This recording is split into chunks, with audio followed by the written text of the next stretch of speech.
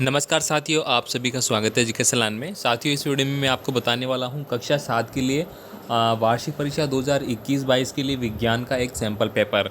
तो साथियों, इस पेपर को आपको अच्छे से देखना है और इससे रिलेटेड जितने भी आपके टॉपिक में क्वेश्चन हैं उनको आपको अच्छे से पढ़ना है। सारे इंपॉर्टेंट क्वेश्चन वो मैं आपको बताने वाला हूँ।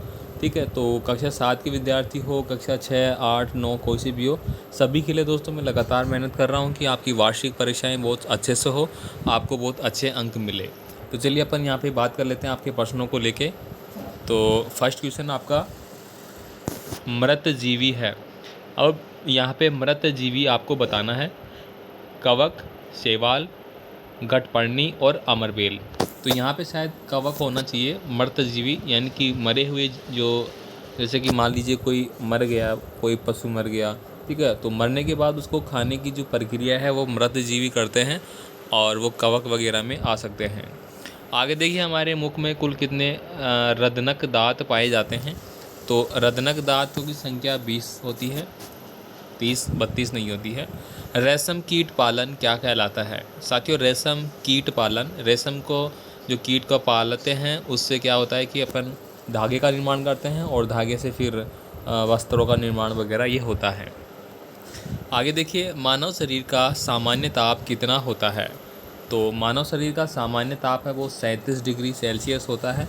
और अगर हम बात करें यहाँ पे फ़ारेनहाइट में, तो वो होता है 96.8 के आसपास। आगे देखिए, डीएनए का पूरा नाम है वो आपको यहाँ पे लिखना है। इसके बाद हम बात करेंगे फ़ारेनहाइट स्केल का परिसर कितना होता है। ऊष्मा का चालक तथा ऊष्मा रोधी प्रत्येक के दो उदाहरण आपको देने हैं।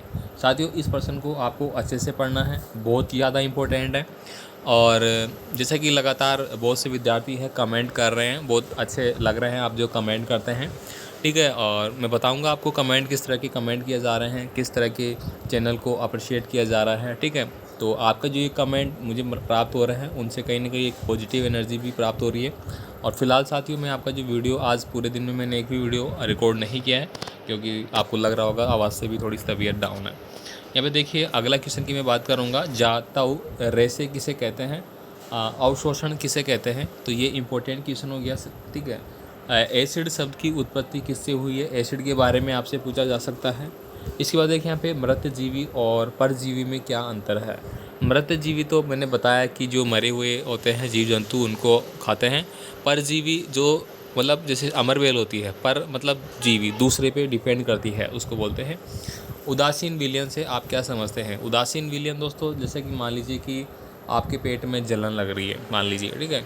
तो अब जलन को मिटाने के लिए, यानी कि वो एक एसिड प्रक्रिया हो गई, ठीक है, तो आप जलन को मिटाने के लिए कुछ लेंगे, इनो वगैरह। तो इनो है, वो इनो यहाँ पे कौन सा काम कर रहा है? वो यहाँ पे काम कर रहा है क्षारीय, ठीक है। तो यहाँ पे एक तो हो गया अम्लीय जो जलन लग रही है, एक अपन बाहर से दे दिया क्षारीय, तो वो अंदर जाके एक उदासीन प्रक्रिया बन गई, न्यूट्रल हो गया। न्यूट्रल होने पे क्या होता है कि सही हो जाता है कोई भी चीज़, ठीक है। आगे देखिए, समुद्र समीर और थल समीर की परिभाषा आपको देनी है। साथियों, मैंने ऑलरेडी पेपर आपको बता रखा है, लेकिन जैसे आपके कमेंट आते हैं तो मैं इंपॉर्टेंट क्वेश्चन पेपर के साथ आपको ज़रूर बताता हूँ। और होली के बाद साथियों और भी इम्पोर्टेंट प्रश्न पत्र आने वाले हैं, उनको आप बिल्कुल भी मिस ना करें। अच्छे से आप रेगुलर देखते रहिए, अपने दोस्तों को शेयर करते रहिए। आपका कोई भी कमेंट है, कमेंट करते रहिए। यहाँ पे देखिए, क्या कारण है कि हमें ग्लूकोज से ऊर्जा तुरंत प्राप्त होती है। तो लास्ट वीडियो में मैंने आपको अच्छे से एक्सप्लेन किया था कि ग्लूकोज यानी कि हमारे शरीर में जो कोशिकाएं हैं, ठीक है, कोशिकाओं से हमारा शरीर बना है। एक कोशिका मतलब हमारा शरीर एक कोशी है। सबसे पहले एक कोशिका निर्माण होता है, फिर वो धीरे धीरे बढ़ के इतना बड़ा शरीर बन जाता है। तो जो कोशिकाएं हैं उनको ओनली ग्लूकोज चाहिए और कुछ भी नहीं चाहिए। वो खाना जो अपन खाते हैं, क्या पूरी एक एक बॉडी पे खाना पहुंचता है? क्या नहीं पहुंचता। क्या पहुंचता है? जो रस निकलता है वहाँ से ग्लूकोज के रूप में, वही पहुँचता है।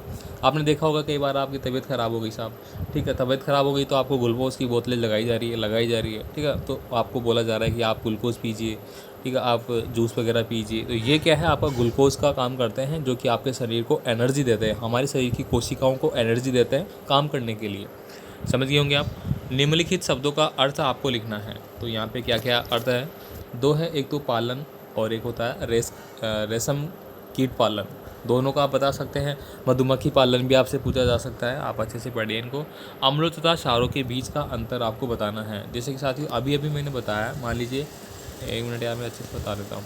यहाँ पे मान लीजिए ये एक रेखा है, ठीक है। आपको पीएच स्केल के बारे में बता देता हूँ। ये 0 होता है, सॉरी ये 7 होता है, ये 14 होता है, यहाँ पे 0 होता है। 7 से कम वाले होते हैं आपके अम्ल, 7 से ज़्यादा वाले होते हैं आपके सार, ठीक है। तो ये आप उनकी प्रकृति बताइए कि अम्लीय क्या होते हैं, क्षारीय क्या होते हैं।